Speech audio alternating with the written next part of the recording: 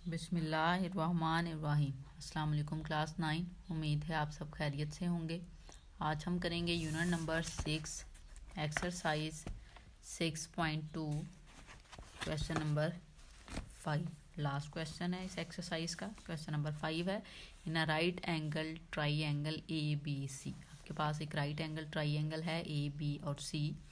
Measurement AB वो कहता है मेजरमेंट एंगल B जो है वो आपके पास 90 डिग्री है, मीन ये वाली वैल्यू आपके पास 90 डिग्री है। And C is an acute angle, और जो C है वो एक्यूट एंगल है। एक्यूट एंगल होता है 90 से कम, तो वो यहाँ पे उसने वैल्यू भी दे दी है कि 60 डिग्री है। Also sine measurement angle A over B।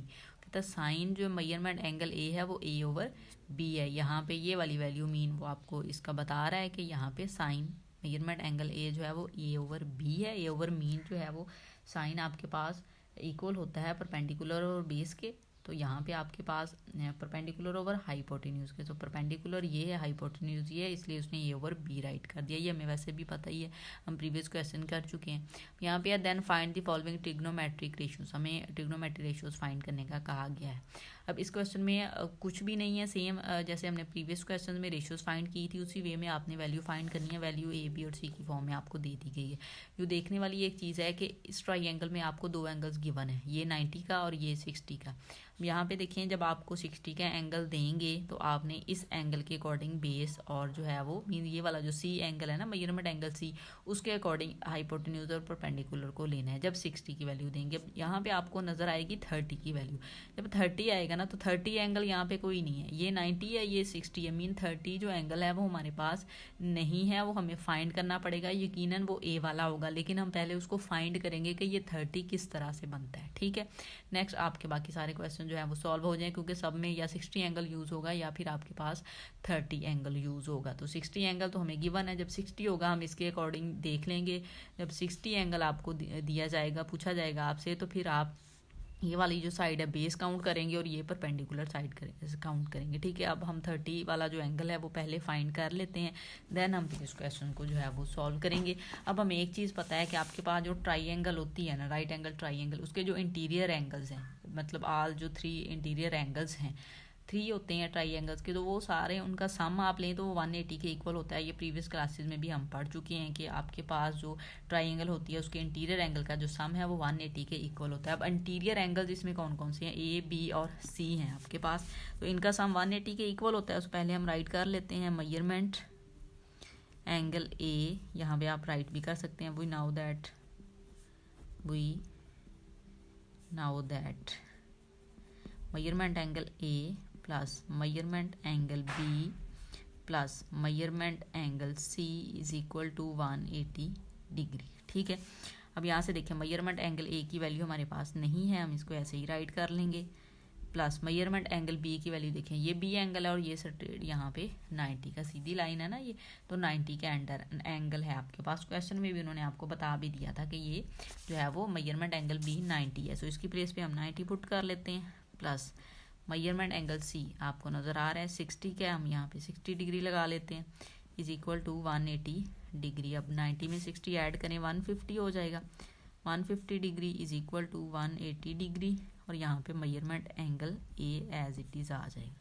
हमें इसकी वैल्यू चाहिए 150 को हम मूव कर लेते हैं, measurement angle A is equal to 180 degree minus 150 degree, दूसरी साइड पे जाके माइनस हो जाएगा। अब 180 में से 150 माइनस करें, वैल्यू आ जाएगी 30।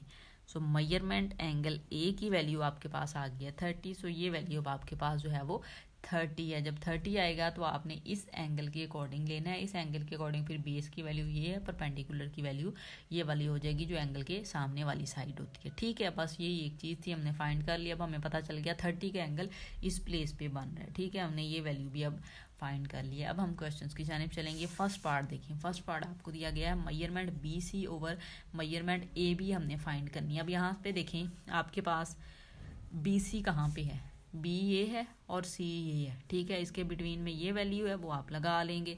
फिर मेजरमेंट AB आपको दी गई है, A ये है, B ये है, इसके क्या आपके पास वैल्यू है C, so A over C आपके पास इस क्वेश्चन का आंसर आ जाएगा। ठीक है।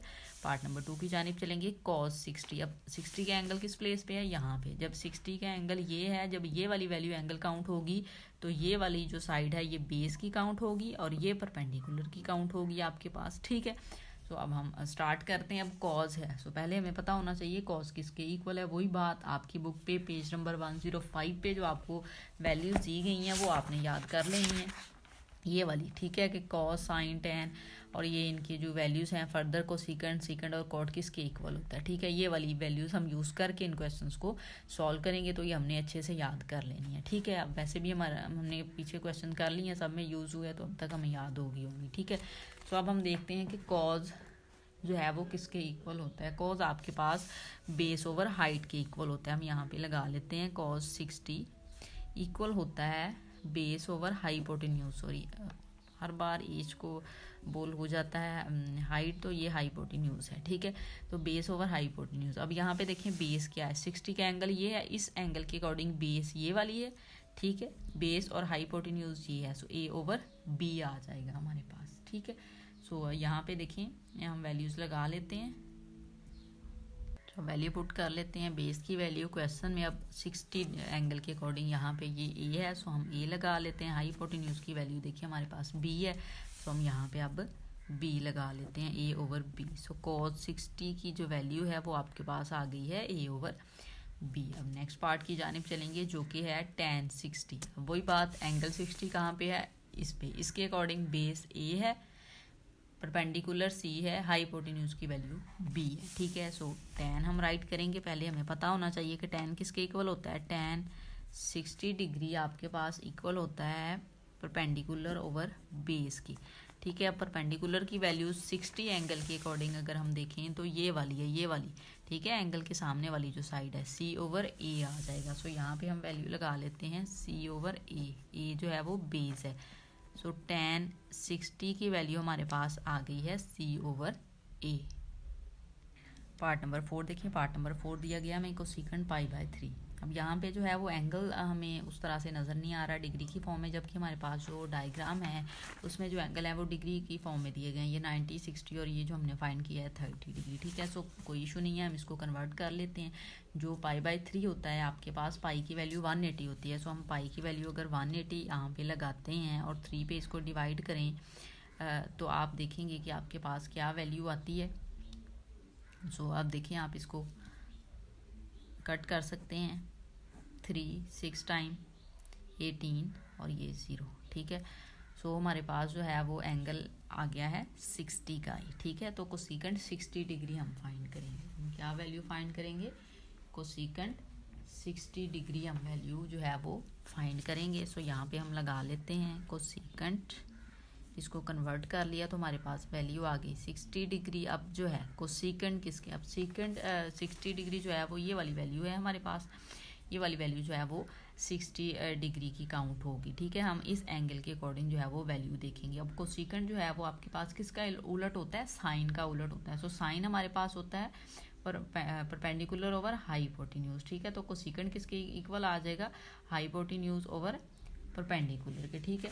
सो यहाँ पे अब हम वैल्यू लगा लेते हैं। साइन इक्वल होता है परपेंडिकुलर ओवर हाइपोटेन्यूज, तो कोसेकेंट उलट होगा, हाइपोटेन्यूज ओवर परपेंडिकुलर आ जाएगा, ठीक है।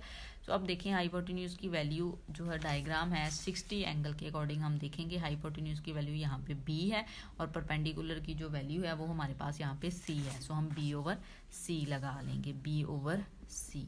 सो कोसेकेंट 60 की वैल्यू हमारे पास आ गई है बी ओवर सी। पार्ट नंबर 5 की जानिब चलेंगे। कॉट 60 हमें दिया गया, ठीक है। हमने वही एंगल लेना है, 60 के अकॉर्डिंग देखना है। लेकिन सबसे पहले हमें राइट करना होगा कि कॉट किसके इक्वल होता है, कॉट tan का उलट होता है। सो tan जो है वो आपके पास परपेंडिकुलर ओवर बेस होता है। सो ये उलट हो जाएगा, बेस ओवर परपेंडिकुलर आ जाएगा, ठीक है। अब बेस की वैल्यू 60 एंगल के अकॉर्डिंग हम देखेंगे तो ये 60 का एंगल है, बेस की वैल्यू ये है। सो ए ओवर सी आ जाएगा, ठीक है, क्योंकि ये परपेंडिकुलर की वैल्यू है। सो ए ओवर सी आ जाएगा हमारे पास। हम यहाँ पे लगा लेंगे ए ओवर सी।